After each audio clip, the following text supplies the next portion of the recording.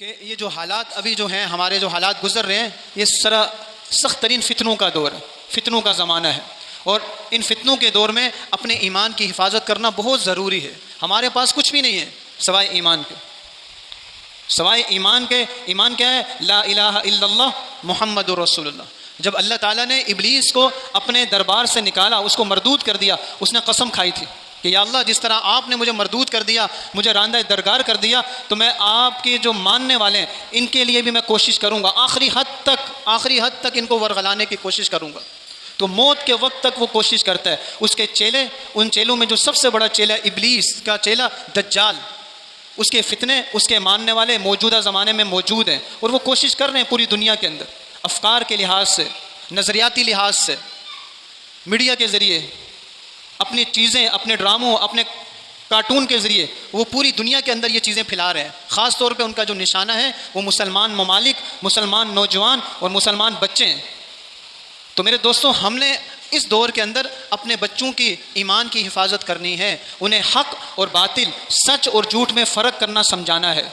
ہم یہ نہ کریں کہ اپنے گھروں کے اندر تو بچوں کو قید کر کے رکھا ہوا کہ ہمارے بچے ہمارے سامنے ہیں، ان کے ہاتھ میں ہم نے موبائل دے دیا، وہ ان کا جسم صرف ہمارے سامنے، انہوں نے جو موبائل میں دیکھ لیا، موبائل میں جو چیزیں دیکھ دی، باطل نے جو چیزیں موبائل میں ڈال دی، ہمارے بچوں نے وہ چیزیں دیکھی، اور ان چیزوں کو دیکھ کر ان کے نظریات، ان کے افکار، ان کی سوچ، ان کی فکر انہی چیزوں کے اوپر مرتب ہوگی۔ بچوں کا جسم ہمارے پاس ہے، اور بچوں کی روح، بچوں کا ایمان، بچوں کی نظریات، بچوں کی فکر، بچوں کی سوچ باطل کے پاس۔ آج یہ ہو رہا ہے، ہمارے معاشرے میں ہو رہا ہے۔ ہمارے نوجوان صرف نام کے مسلمان نظر آ رہے ہیں کہ مسلمان گھر میں پیدا ہوئے، نام مسلمان ہے، بس جمعے کی نماز پڑھنے آ جائیں گے، عید کی نماز پڑھنے آ جائیں گے، زیادہ بولیں گے تو فرض نماز پڑھنے آ جائیں گے، بس باقی اسلام کیا ہے؟ ہمارے اسکول کے اندر اسلام ہے، ہمارے کالجوں کے اندر اسلام ہے، ہمارے قانون کے اداروں میں اسلام ہے، ہمارے تجارت کے اداروں میں اسلام ہے، کہیں اسلام نظر نہیں آ رہا۔ سارا باطل کا نظام، ہمارے ہر ادارے کے اندر باطل کا نظام۔ وجہ کیا ہے؟ وجہ یہ ہے کہ ہم نے یہ سمجھا کہ اسلام صرف مسجد کے اندر ہے، بس اسلام صرف مدرسے کے اندر ہے، بس اسلام صرف تبلیغ میں چلے جاؤ، 3 دن 4 مہینے 40 دن لگا لو، وہاں اسلام سیکھ لو، بس۔ اپنے اداروں میں اسلام کون نافذ کرے گا؟ اپنے تجارتی اداروں میں کون اسلام نافذ کرے گا؟ اپنے قانون کے اداروں میں، ہمارے کورٹ کے اندر، ہمارے ہاسپٹل کے اندر، ہماری خوشی کے اندر کون اسلام نافذ کرے گا؟ اس کی فکر نہیں۔ بڑے افسوس کے ساتھ کہنا پڑتا ہے کہ ہمارے بچوں نے جو باطل کی چیزیں دیکھی، ہندوؤں کی شادی دیکھی، اور وہی شادی انہوں نے اپنے طور پہ کرنے کی کوشش کی۔ شادی ہوئی، سب کچھ ہوا، بچے اپنے ماں باپ سے کہہ رہے ہیں کہ وہ ہمیں وہ چکر نہیں لگوائے گا۔ یہ واقعہ ہمارے سامنے آیا۔ بچے اپنے ماں باپ سے کہہ رہے ہیں کہ وہ شادی کے موقع پر جو منڈپ کے اندر جو چکر لگاتے ہیں وہ چکر نہیں لگائے، ہماری شادی نہیں ہوئی۔ جب باطل یہ چیزیں ہمارے بچوں کو دکھلائے گا، ہم اپنے بچوں کی ذہنی طور پر ان کی فکر ان کی درست نہیں کریں گے، تو ہمارے بچے تو یہ چیزیں دیکھیں گے تو ویسے ہی کریں گے پھر۔ تو اس لیے میرے پیاروں، میرے دوستوں، میرے بزرگوں، ان حالات کے اندر اپنے بچوں کے ایمان کی فکر کریں ہم لوگ۔ ہماری زندگی تو جیسی تیسی گزر گئی، ہم مساجد کے اندر آ گئے، یہ ہمارے بڑوں کی محنت تھی، ان کی قربانیاں تھی، ماحول اس وقت بہتر تھا۔ لیکن اب جو دور ہے، میڈیا کا دور ہے، ان حالات کے اندر ہمارے بچے ذہنی طور پر، فکری طور پر، نظریاتی طور پر باطل کے غلام بن چکے ہیں، بن نہیں رہے، بن چکے ہیں۔ تو ان کو بچا لیں، اپنی نسلوں کو بچا لیں۔ اور ان نسلوں کو بچانے کا جو طریقہ ہے، اصحاب کہف کا طریقہ، اللہ کے نبی نے، اللہ نے اپنے کتاب کے اندر قرآن میں ذکر کر دیا کہ وہ چند نوجوان تھے، جب ان کے ایمان پر زد آنے لگی تو انہوں نے وہاں سے ہجرت کی اور غار میں جا کے چھپ گئے۔ وہ کہف کے اندر غار میں چھپ گئے، اللہ نے ان کے ایمان کی حفاظت کی، 300 سال تک سلا دیا۔ جب اسلامی نظام آ گیا، اللہ نے ان کو اٹھا دیا۔ تو اس واقعہ کو ہمارے سامنے اس لیے ذکر کیا کہ اے امت مسلمہ، جب تمہارے اوپر ایسے حالات آئیں، فتنوں کا دور آئے، تو تمہارے لیے بھی اللہ نے وہ کہف رکھے ہیں۔ ان کہف میں سب سے بڑا جو کہف ہے وہ مساجد ہے، وہ اللہ کے گھر ہیں۔ جب انسان اللہ کے گھر میں آ جاتا ہے، اللہ کی چوکٹ میں آ جاتا ہے، انسان بہت سارے فتنوں سے محفوظ ہو جاتا ہے۔ دوسرا کہف مساجد کے ساتھ مدارس، خانقاہیں ہیں، اللہ والوں کی صحبت ہے، نیک لوگوں کی صحبت ہے، جہاں پہ تزکیہ جاتا ہے۔ اللہ کے نبی صحابہ اکرام کا تزکیہ کیا کرتے تھے۔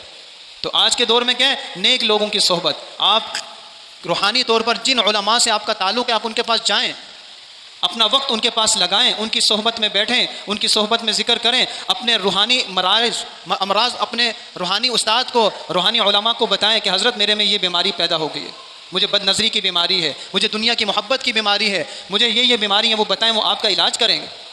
اور پھر تیسرا کہف اللہ کا راستہ ہے. جو انسان اللہ کے راستے میں نکل جاتا ہے، وہ چاہے تبلیغ کا راستہ ہو، چاہے جہاد کا راستہ ہو، کوئی بھی اللہ کا راستہ ہو، وہ انسان فتنوں سے محفوظ ہو جاتا ہے. اور چوتھا کہف کیا ہے؟ قرآن کریم.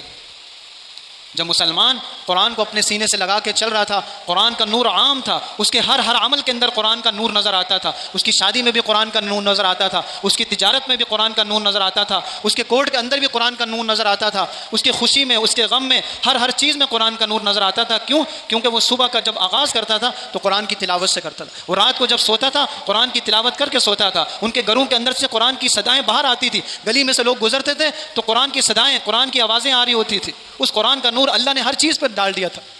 تو اس لیے میرے دوستو، اس قرآن کو اپنے سینے کے ساتھ لگائیں، اس قرآن کو پڑھنے والے بنیں. ہمارے بچے دن کے اندر سینکڑوں مرتبہ موبائل کو کھول کر دیکھتے ہیں. سلام پھیرتے ہیں ہم لوگ اور ہم میں سے بعض نوجوان فوراً موبائل نکال کر دیکھتے ہیں کہ لگتا ہے نماز کی قبولیت کا میسیج آیا کہ نماز قبول ہو گئی. اور کتنی بڑی بد نصیبی کی بات ہوتی ہے، کتنے ہی دن گزر جاتے ہیں کہ قرآن کو کھول کر دیکھنے کی توفیق نہیں ملتی. جب ہمارے ایسے حالات ہوں گے تو میرے دوستوں پھر بیماریاں بھی آئیں گی، پریشانیاں بھی آئیں گی، مصیبتیں بھی آئیں گی، غم بھی آئیں گے. آج کے دور میں جتنی مالداری ہے، ہم اپنے بڑوں کو دیکھ لیں، ایسی مالداری تھی؟ ہمارے بزرگ، ہمارے باپ دادا کے پاس اتنی مالداری تھی؟ ان کے پاس اتنی گاڑیاں تھیں؟ ان کے اتنے بڑے بڑے گھر تھے؟ ان کی اتنی بڑی بڑی تجارت تھی؟ نہیں تھی. ایک باپ کماتا تھا، 10 بچے کھاتے تھے، پورا خاندان پلتا تھا. آج بیوی بھی کما رہی ہے، میاں بھی کما رہا ہے، بچے بھی کما رہے ہیں، پھر بھی پریشان. کیوں؟ اس قرآن کو دور کر دیا. میرے دوستو، اس قرآن کو پڑھنے والے بنے، عمل کرنے والے بنے، اللہ کے احکامات والی زندگی کو اپنائیں، گناہوں والی زندگی سے بچیں. سب سے بڑی نخوست، سب سے بڑی بیماری گناہ ہے، گناہ ہے، گناہ ہے. اپنے آپ کو گناہ سے بچا لیا. سب سے بڑا متقی، سب سے بڑا اللہ کا محب، اللہ کا دوست، اللہ کا ولی وہ ہے جو گناہوں سے پاک زندگی گزارتا ہے. نماز پڑھنے والا، اللہ نے یہ نہیں کہا میرا دوست ہے، اللہ نے یہ نہیں کہا کہ قرآن پڑھنے والا میرا دوست ہے، اللہ نے یہ نہیں کہا روزہ رکھنے والا میرا دوست ہے، حج کرنے والا نہیں. اللہ نے کہا میرا دوست وہ ہے جو پاک زندگی گزارتا ہے، جو گناہوں سے پاک زندگی گزارتا ہے. تو سب سے بڑا دوست گناہوں سے پاک زندگی گزارنے والا ہے. اور دوسری چیز، اللہ کے نبی کی سنتیں ہم اپنی زندگی میں لے کر آئیں. جس زندگی میں اللہ کے نبی کی سنتیں ہوں گی وہ زندگی نورانی بن جائے گی. اللہ کے نبی علیہ الصلاۃ والسلام اللہ تعالیٰ کو سب سے زیادہ محبوب ہے. اس کائنات میں سب سے محبوب ترین ہستی اللہ کے نبی ہے. تو میرے دوستو، جو شخص اللہ کے نبی کی سنتوں کو، اللہ کے نبی کی زندگی کو اپنی زندگی میں لائے گا، وہ بھی اللہ کا محبوب بنے گا، اللہ کا دوست بنے گا.